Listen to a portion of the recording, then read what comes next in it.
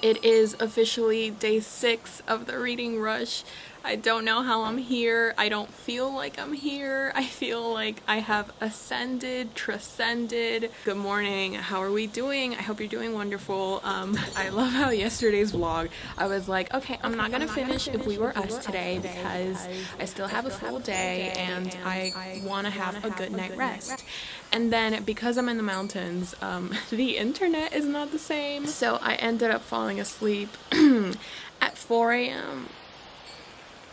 If We Were Us, these are the plans for today. This is my final challenge and my final book, I believe, because tomorrow is Father's Day here in the Dominican Republic, so I don't think I will be reading much. Last night I told you guys that I was in chapter 12, still I am, which is page 133, and this has 359 pages, so I'm basically halfway through. I think it's going to be an easy read so far. It's like quick and fun. It's about these teens that are going to this Papi, ¿cómo se llaman los colegios que tú te quedas a dormir? Internship. No. Boarding school. Okay, thank you. So these 4 teens are going to this boarding school called Bexley, and apparently it's like really prestigious. And our main characters, which are Charlie, Nick, Sage, and Luke. Wow, my memory is really good right now. Charlie and Nick are twins, and Sage is best friends with Charlie, but everybody thinks that Sage is in love with Charlie, and vice versa. Like, it's one of those tropes where, like, oh, everybody knows they're in love except each other. Turns out, plot twist, Charlie is gay. He doesn't want to accept that yet, so, like, we're not telling him. Sage knows, so she has been secretly dating Nick. And then this new student comes in called Luke, and Charlie has the hots for Luke, but he doesn't want to accept it, of course. So it's kind of like that coming of age, funny novel. And I feel like a lot of the books that I've read for the reading rush are like that, like exploring identity and finding your community and finding your family and things like that. I'm kind of self-conscious because my whole family is looking at me right now.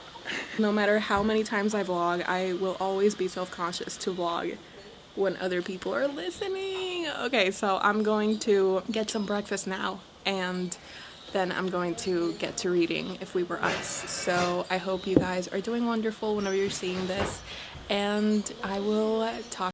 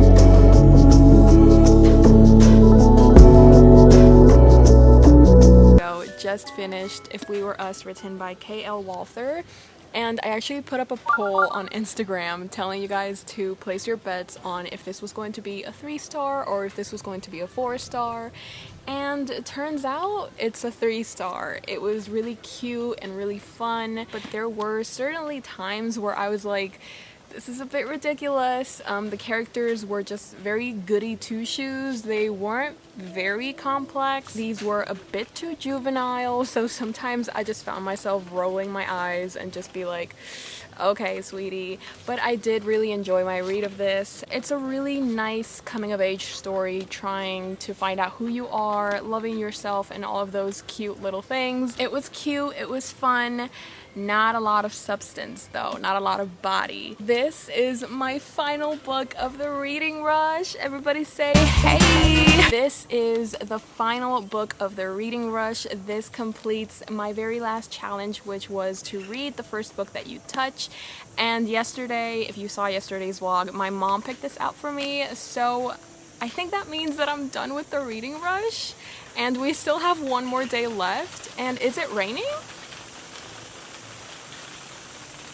Low-key, that sounds so good though. Tomorrow is Father's Day, so maybe this is like perfect timing because I really want to spend time with my dad and my family, not reading and vlogging. I've been reading through Twitter and some people feel like this year's reading rush wasn't that exciting. I guess I'm the exception because I really had fun. It was really fun to share all of these daily vlogs and to constantly keep challenging myself, and the birds won't let me speak out of my heart to you guys, but it was just really fun to challenge myself to read so many books and to share my experience with you guys. And of course, the highlight of the reading rush for me, it wasn't the books, it wasn't the having to sleep at 2 a.m. every night.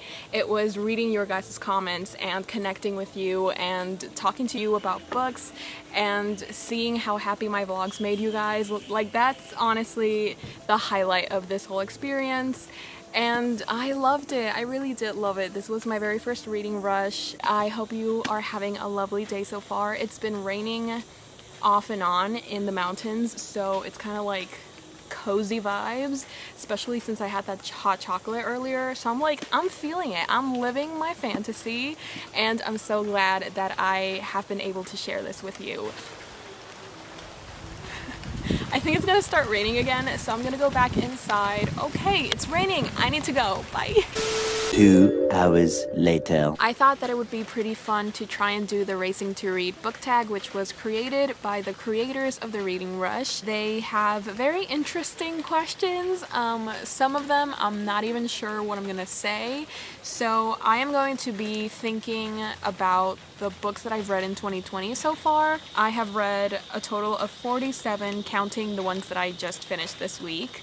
So based on those 47 books, I'm going to be answering the questions.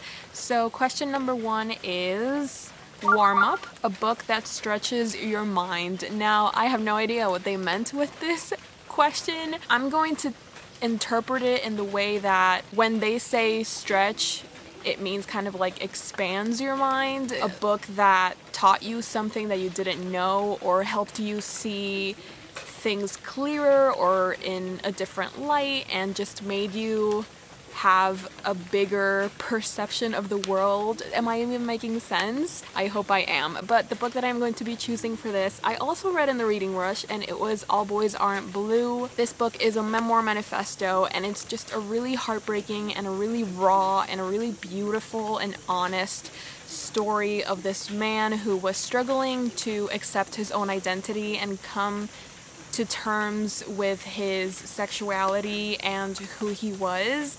And through his life experience and his retelling of growing up, I really learned a lot about anti-blackness, the importance of understanding and accepting your identity, and how important it is to have a community to fall back on. The next question is start line. What's a book that you started but never finished? And again, if you've been watching my reading vlogs, then you know that the one book that I have started on 2020 or in 2020 and I had to put down is Starsight, written by Brandon Sanderson. That is the sequel to Skyward. I was buddy reading this with Katie from Katie's Book Nook, and I had to put it down because I just wasn't feeling it. I literally felt like I was wading through muddy waters. I feel like I just wasn't really in the mood for science fiction, and if you're not in the mood, you shouldn't force yourself to be in the mood to read a book, because that's just going to take away from the reading experience, and probably what would have been a 5-star book is going to be a 3-star book just because you had to force yourself because you weren't in the mood. So that's my answer. Sprint, and it's a book that you read really quickly, and for me this has to be Get a Life, Chloe Brown. I listened to the audiobook for this and I loved it so much. It was so entertaining and it was so addicting. Like, I did not want to stop listening to this audiobook. I had it on when I was eating, when I was trying to sleep, when I was taking a shower, when I was doing anything that I didn't have to be like 100% concentrated on. I was listening to the audiobook. Oh my god, I loved it so much, and I really want to get a physical copy so that I can annotate it because I just loved it so much.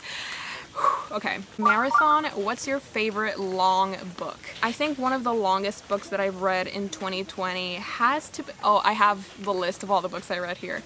I think the longest book that I've read this year has to be Chain of Gold. I have to say it, Chain of Gold is so far one of my favorite books of 2020. Probably even number one, but I don't want to say it just because I don't want to insult all of the other books that I can't really think of right now. I just loved it. Like, I've talked so much about Chain of Gold, but just know that I would give my life for these characters. I would give my firstborn child to Cordelia Carstairs, and I must protect Matthew Fairchild at all costs. Hurdles.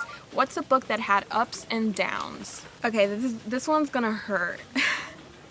It's gonna hurt because I wish that it hadn't had so many downs. Imagine Me, written by Tahara Mafi. When she finished this series, like the first trilogy, which was Shatter Me, Unravel Me, and then Ignite Me, I loved it. Every single book was 5 out of 5 stars. And then she decided to keep on writing more of these books, which were Defy Me, Defy Me, Something Me, and Imagine Me, which is the last one. And I just have to say, I wish she had, like, you know, it's one of those cases where I just wish she had kept it where she did. I didn't really feel like the continuation of the series was necessary. I was happy with Ignite Me. There were some moments where I was like on top of the world. I was like, yes, this feels exactly like I would want a Tahara Mafi novel to feel. But then there were more moments, more often than not, that I was like, was this really necessary? Why can't we just go back to Ignite Me? It feels like every character is just slowly reverting to who they were in Shatter Me, so like all the progress that we made in these 5 books just feels like it's being insulted in a way. I don't know, but the point is, so many ups and downs with Imagine Me. Sometimes I was loving my time reading it, other times I kind of wished just it had never existed. Finish Line, a book you were proud to finish, and for this one I'm gonna have to break the rules a little bit, but this is a book that I finished in 2019, and it is a book that I thought that I would never be able to finish just because of its sheer size. I was so terrified, and I'm so sorry for the insects, but I was so terrified to read this book because it's humongous. It's probably one of the biggest books that I've ever read, and that is Priory of the Priory of the Orange Tree. Oh my god, that is a humongous book. It was so intimidating, and when I finally turned that last page, the rush of serotonin that I felt, I have never felt like that after or before. I don't usually gravitate towards big books. So many insects. But that's not to say that I'm like closed to the option. So maybe if there's like a really good book that's big, I will have to read it. Gold medal, a best book you've read during a readathon. No contest, An Ember in the Ashes. I have participated in like maybe 2 or 3 readathons, but none as intense as the Reading Rush. And An Ember in the Ashes honestly just takes the cake. I don't even have to think. No thoughts, just An Ember in the Ashes. If you saw my reaction to the ending, if you saw how before I even finished it, I was already like, this is one of my favorite books of 2020, then you know that I'm a sucker for An Ember in the Ashes. The last question is Participation Ribbon, an underrated book you wish got more attention. I mean, I could say Bloodlines. Like, I feel like there's such a stigma around liking vampire books. Like, sometimes it's frowned upon to like mythical creatures for some reason. But I feel like Bloodlines and Vampire Academy are so underrated, especially because the covers are terrible. Like, I fully accept that the covers are horrible. I hate these covers. but the stories inside them are so magical and they're so wonderful, and I read them back when I was 14 or 15, I think, and they mean so much to me.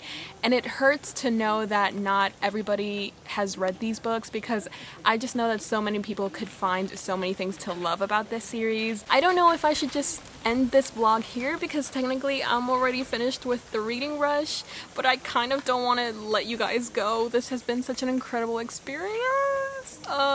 This is such a bittersweet moment. Like, finally I can get a good night rest, but at the same time I'm gonna miss it a little, just a little bit. So I hope you guys have enjoyed all of my reading rush vlogs. I certainly know that I did, like doing them and editing them and answering the comments that you guys left, a highlight of the readathon.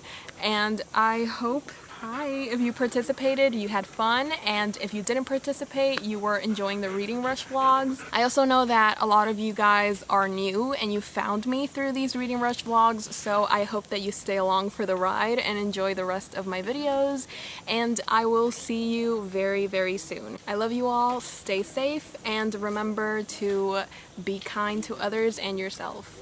Bye! Hey Jimmy, you nice, keep going.